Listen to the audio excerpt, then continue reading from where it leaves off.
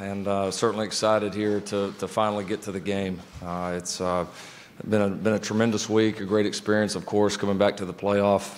I do think that, as we've all said many times, being in this situation, for our coaches and players here a number of times is a great thing, because there's a lot around these playoffs, and at the end of the day, it's about getting your team, yourself ready to be at your very best on the 29th. And so that's been our goal and our focus the entire time. And so we're certainly excited to play a tremendous Alabama team with one of the great coaches that's ever done it. And but that's what these games should be like. I think when they created the playoffs, that's probably what they envisioned, is great matchups like this. So we're certainly looking forward to the opportunity, looking forward to tomorrow night.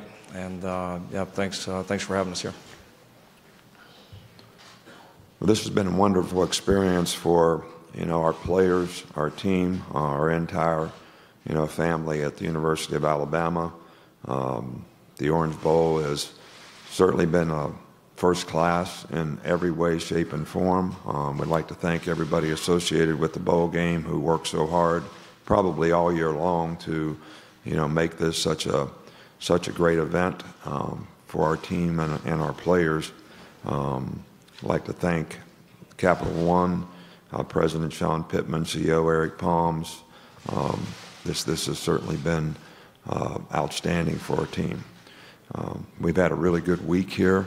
I think our players have really enjoyed it. They've been able to stay focused on what they need to do to prepare, practice, get ready for what is an outstanding team. Coach Riley and his team have done great things all season long.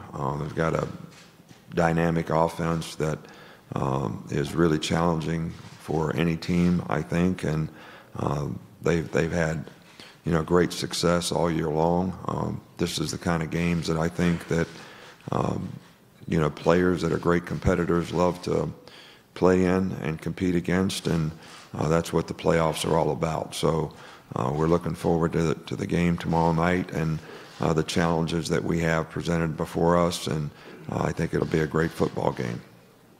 Let's start with questions. If you can raise your hands. Front right. Nick, Pete Thamel from Yahoo Sports. A question about your communication methods. As times have changed, and social media has become prevalent, you've clung to the phone call as your main method. I'm just wondering, philosophically, why you've continued to communicate that way, be it with your staff or with recruits, and not texted or used other DMs, etc., that are popular. Can you ask me that again? Because I don't really understand. Okay. Your staff and your players say you prefer to communicate through phone calls. You don't text, you don't email, you don't DM. You probably don't know what some of the other things are, so I won't go through them. I'm just curious why you've clung to that as a communication method.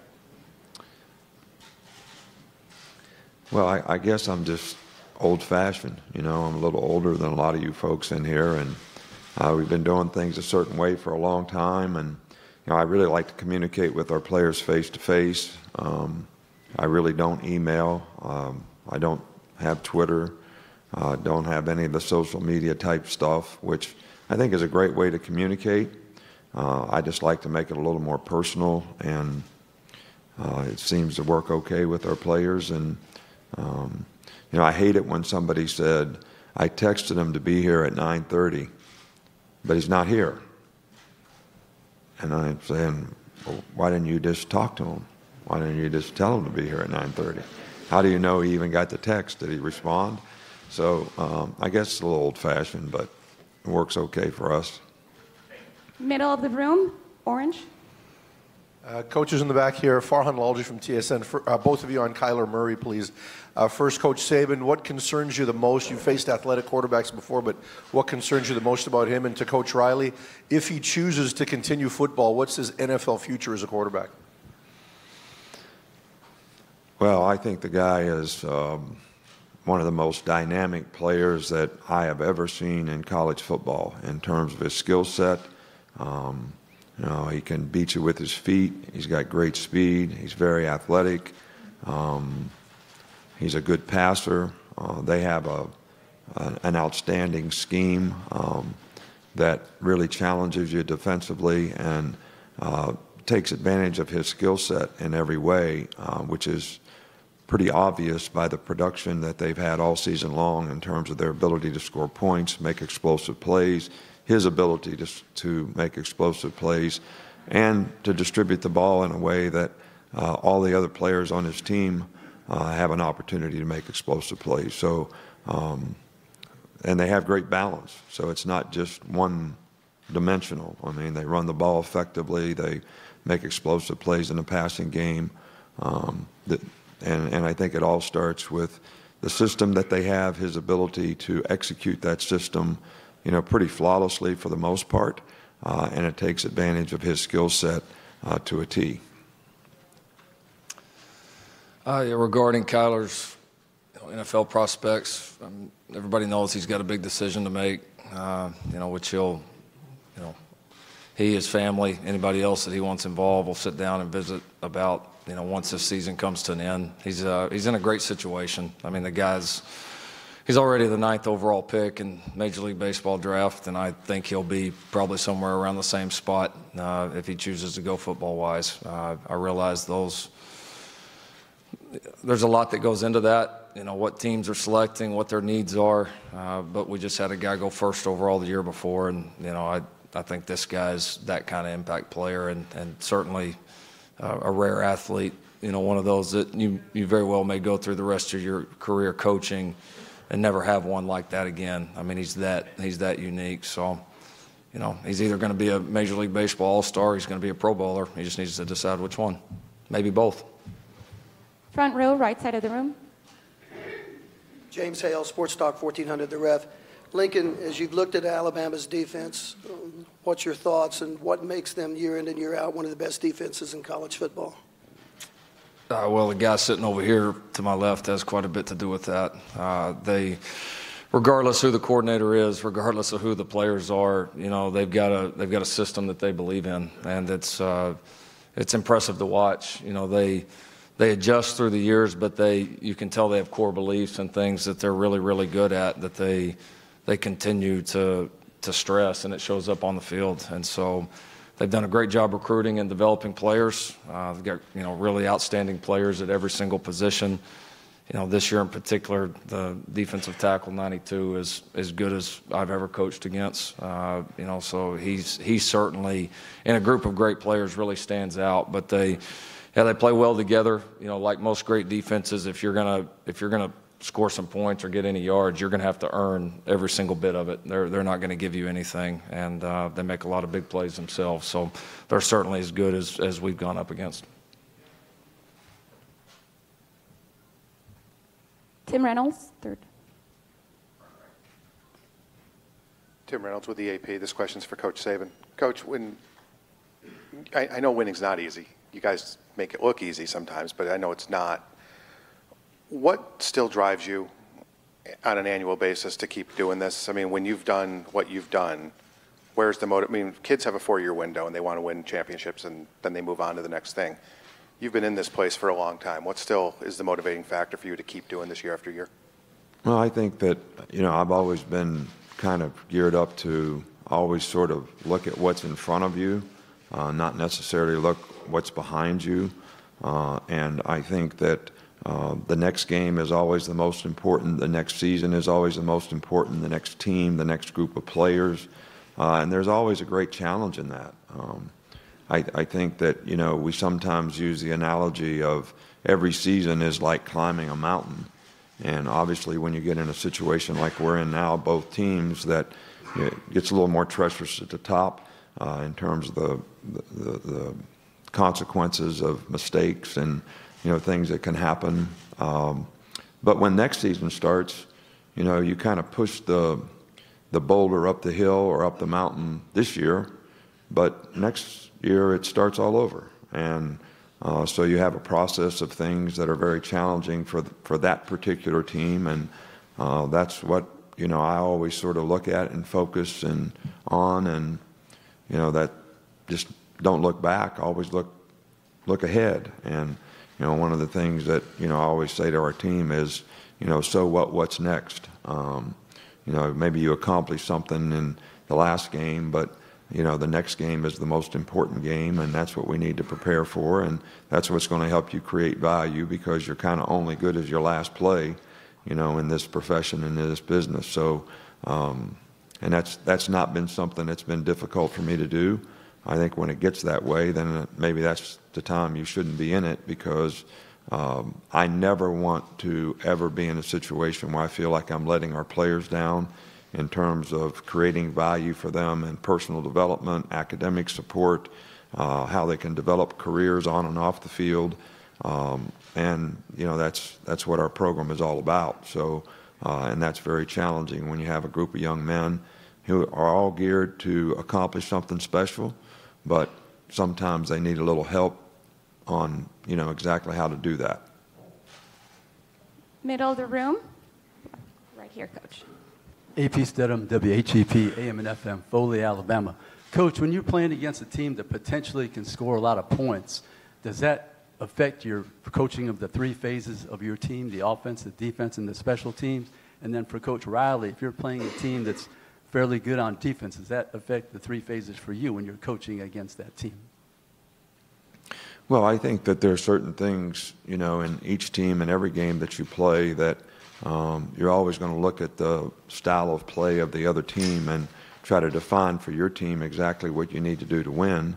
And I think when you're playing against a team that has tremendous firepower, which, Oklahoma and Coach Riley's team certainly has, if you're going to not execute well in the game, turnovers, drop balls, not continue drives on third down, let them have extra opportunities in the game, you're actually enhancing, their opportunities to a large degree, and that's something that you definitely want to avoid. But it still comes down to your ability to execute, whether it's offense, defense, or special teams, that are going to create, better situations for your team and not create extra opportunities for their team. Absolutely. I think there's, each team has their formula for winning, and not every team's formula is the same. And so certainly we look at, the opponent, break them down into different phases and what we need to do to be successful on offense, defense, or special teams. But then, that's where my job comes into play, where you have to look at all three of those together, and how good Alabama is on offense affect what you do in other phases of the game, or vice versa. And so it's like a puzzle. You've got to put it together. You've got to find a formula to find a way to win against a very good football team. So it certainly has an effect, and it's certainly part of our preparation. We'll stay on the same row. Dean Blevins, News 9 Sports, Oklahoma City. Coach Saban, you've been really successful, it seems, with the analyst role, and you have several more under your wing than most other schools. I wonder your philosophy on that, in the number that you have, and just what they do for your program. Well, first of all, the start of all this philosophy really comes from the fact that I think when you're a head coach for a long time, you lose sight, because of the relationships that you're able to build, on who the best assistant coaches are, who the best people are out there in your profession. And I think, when they took the head coaches off the road in spring recruiting, you lost an opportunity to meet a lot of people in your profession, because it limited the amount of time that the head coach was able to be out of the office. So I started with the philosophy that, I'd like to help people in our profession rehabilitate their career, whatever you want to call it, but also add to some of their knowledge and experience, could add to some of the things that we're doing. So it sort of worked well both ways. We've had some guys come in, like, Michael Oxley, for example, was an analyst for a year. His career was, a little bit in a tough spot, and then he was a receiver coach for a year, and now he's done a really good job as offensive coordinator, and he has an opportunity to be a head coach. So it's an opportunity for them to learn and grow, but it's also an opportunity for us to learn and grow as well from their knowledge and experience. Middle of the room. Donovan Campbell, WSPN here in sunny South Florida. This is for both coaches. I know as players, are always superstitious for you guys. Are you guys superstitious as well as coaches? Do you guys go through the same routine before big games for both coaches? Yeah, I'm a little superstitious. The bowl schedule makes that a little bit tougher on a day like today. But yeah, I've got my little superstitions. I think it's just more you kind of get into your mode during the week, and you kind of, especially in this job now for me, what's different, still running the offense is trying to be as efficient as I can be with my time, and so trying to create a pattern, to which I know where I'm going to be, what I'm going to be working on at certain points of the day, and really that continues all throughout the week. So, yeah, my superstition's more related to being efficient and making sure I'm doing the best job I can and covering all the bases that I need to cover. I would say that routine is very important. I'm not going to get into the depth of the routines that I have. Some of them are superstitious, whether it's the socks you wear, the shoes you wear, the suits you wear the day of the game. I'm not getting into all that. But what you carry in your pocket, I have a lot of those. But I think that the routine that you create, throughout the week is not really a superstition, but it's something that allows you to be most efficient. And I think that's really the key to the drill. Second row, right side, right here.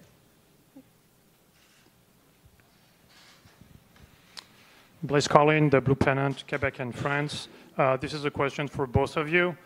So with the long period between the end of the regular season and tomorrow's game, which do you think is most favored, the better offense or the better defense? Hopefully, Oklahoma's offense and defense. Yeah, I don't know. It's a good question. I mean, I don't really know what the answer is. I mean, I think at the end of the day, you've got your processes again that you go through to game plan like you do every week of the year. This is probably to me more similar to the first game of the year, or maybe even after a bye week. Just because you do have a little bit of extra time, but it's not like you've got the entire month. I mean, with the early signing day where it is now, and that signing day really has become the true national signing day. And we both were in conference championship games, so we lost a week of recruiting. You really got 2 weeks. That's one of the most critical times of recruiting, getting out to see these prospects, their families, before that first signing date. So a lot of our time was spent there. But yeah, you kind of got 2 weeks to roll on it, and hopefully you're able to get some guys healthy. Hopefully you're able to get a good feel for what your opponent does. And again, what is your formula for winning, and what do you need to do better maybe than you did in the previous game, and taking those next steps to continuing to be the team that you feel like you can be. So yeah, it's a tough question. Like I said, you hope to just use the time the best you can and get all three sides as ready as possible. I think some of the things that we always are concerned about when we have a lot of time between games is, I feel like skill guys always come back more quickly, maybe than the big guys. They lose less and come back faster. It takes the big guys a little longer. I'm talking about, maybe the O-line, the D-line. I think tackling is always a big concern when, players sort of get in a rhythm of the season and you're playing a game every week and then you don't play for a while. It's hard to, simulate some of those things in practice like you'd like to. Pace of play in a game is, always a concern because you're not used to that, rhythm that you have when you're playing games every week. So these are all issues that are the same for both teams that are always things that we try to prepare ourselves for as a part of our preparation for a bowl game, so that, they don't impact the outcome of the game. Middle of the room. Myron Patton, Fox 25 in Oklahoma City. This is for both coaches. You've both obviously been in this situation before. I'm kind of curious, a lot of stuff is regulated for what your players have to do, but do you alter how much freedom you give your team based on the kind of team you have from season to season? Could you say that again? I'm sorry. Do you alter the kind of freedom you give your players for a bowl game like this, depending on the kind of team you have, an older team as opposed to a young team, or is it just pretty much regulated from year to year? To me, it goes back to, again, your formula for winning, you know, and what do you've got to know the pulse of your own team, and, you know, what do they need to be successful. So, yeah, I would say it's not a cookie cutter answer for us every single year, you know, based on your location, based on your team, and at the end of the day, your gut feel as a coach as to what they need to be at their very top level. So that's certainly what I base that on. We'll do one more question after this one. Right side of the room back. Kerry Murdoch from SoonersGroup.com and WWLS Radio. Lincoln, this is the first year I can remember where the playoff committee kind of just said, hey, we're going to overlook a team's defense in favor of how good their offense is. Does that make you at all feel like you're carrying a torch for maybe a brand of football that could break the mold a little bit? No, not really. We're just here trying to win. You know, just like we've tried to win all the other ones. And again, it sounds like a broken record. What's your formula for winning? We found ways to win games. We want to continue to get better on all three sides of the ball going into this game and into the future years of our program. There's no doubt about that. But we found ways to win, and we're going to try to do it again. Middle of the room, Gracer. Jeff Spiegel, WBMA in Birmingham. This is for both coaches. How much of this game, especially when you have so much time in between the last game and this game, is preparing for maybe what you don't see on film, like defensive linemen catching touchdown passes, surprise onside kicks, and then rolling with the punches when things like that happen? Well, I think any time that a team has extra time to prepare, obviously, it gives you a chance to do some things differently. I think players' ability to adapt and adjust in games, as well as coaches' ability to help them do that, is probably critical when you play in games like this. I mean, Coach Riley over here, he's got lots of plays, and we haven't been able to cover all the ones that they did all season long. So we're working on it, though. Yeah, same thing. This game is probably more similar to the first game of the year than any, from that regard. That, of course, you're going to see some new things from both teams. But at the same time, when you're in the playoff, these two teams are here for a reason. So what you've done up to that point is probably pretty decent, too. So I'm sure there'll be some new things, but I doubt either one of us are going to get too far away from, what's helped us get to this point. Thank you so much. That concludes today's press conference. We'll do still photography first.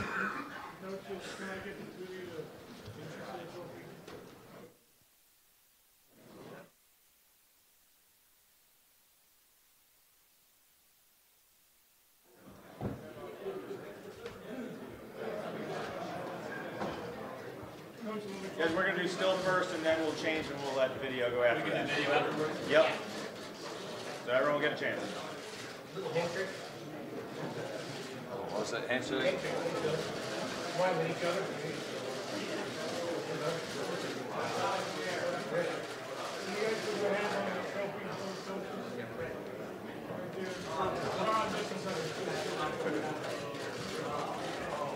Sean, he said just a second.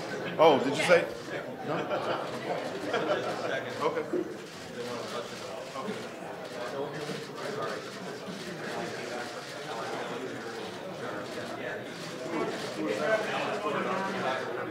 Grab an orange. Just grab an orange and hold it. All right. You're good.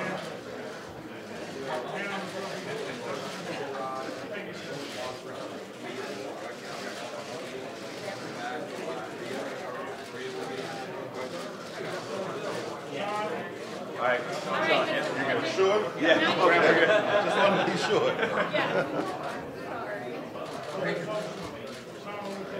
Okay.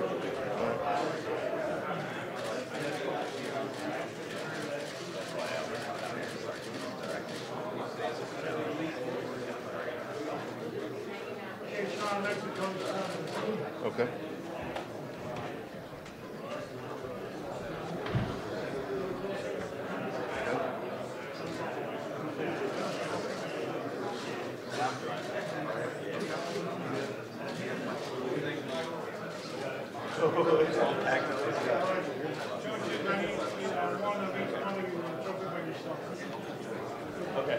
Go ahead.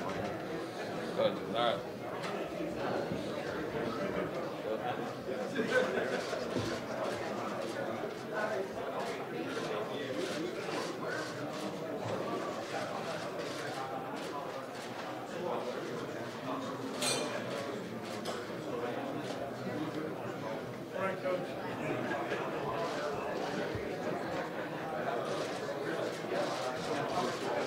That's all right.